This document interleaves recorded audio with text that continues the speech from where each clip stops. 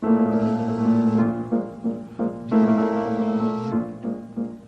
what a glorious thing to be a healthy, grown-up, busy bee, whiling away the passing hours. Ladies and gentlemen, welcome back to my workshop. This is a bit of a departure from my recent tooling videos. A little bit of background. Early in January I submitted a couple of designs to the Alaba design competition for users of their Alaba Atom 3D CAD program.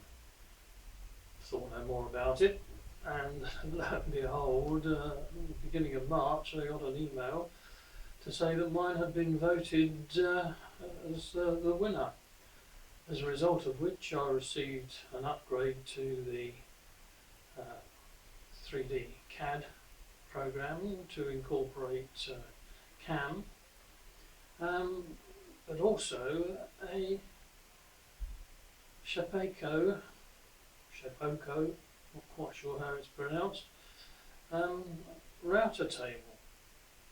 Amazing, couldn't believe it. Anyway, it's arrived. I've put it together, and I'll show you a few stills of that in a minute, in the process of being constructed, and I'm glad to say it's working. Still got a bit of tidying up to do and what have you with wires and cables, but that'll come in time, and well, let's get on with it. This is a general shot of the built up Shapeoko 3 router table. I have it temporarily lashed up to an old laptop, still running Windows 7, and well, this is going to be a bit wobbly because I'm having to hand hold everything, and B, it'll be the first time it has worked or not.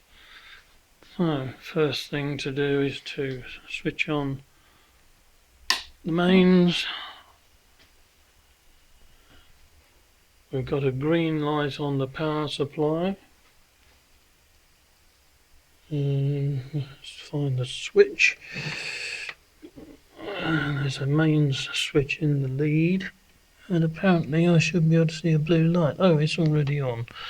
That's down there. So we've got power coming through. The instructions say you should be able to hear the motors buzzing, but I can't. I don't know whether that's a good sign or a bad sign. Anyway, I'll have to consult the instructions, so I'll be back in a minute. Okay, well, instructions consulted.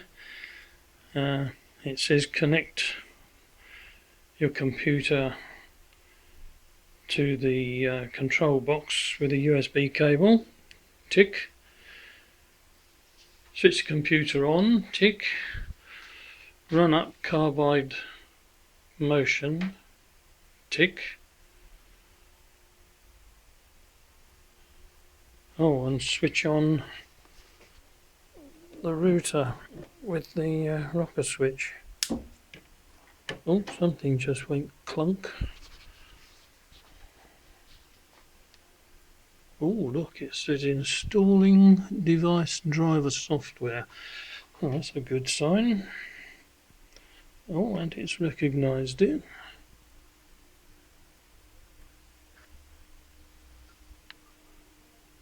Installed successfully, right. Connect to cutter.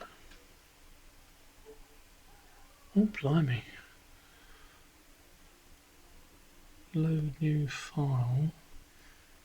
Initialize machine, there we go.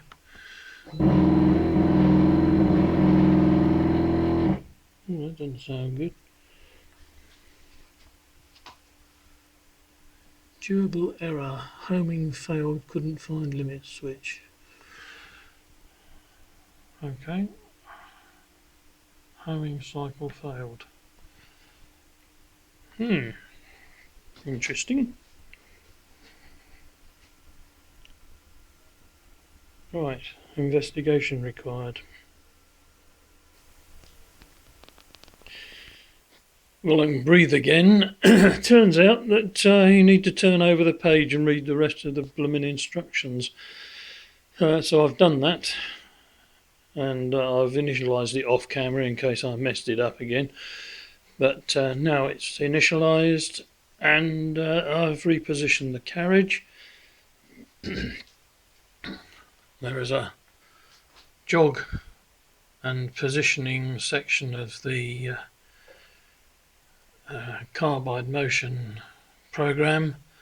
I've got it centralised at the moment, and you can rapidly move it to all four corners of the universe. So if we put it on the south, that will move it to the outermost or most forward position and central. There we go. The cables are still a bit of a mess, and I've yet to decide where and how to mount the computer and various power supplies, but doubtless that will get sorted eventually. But at least it's working.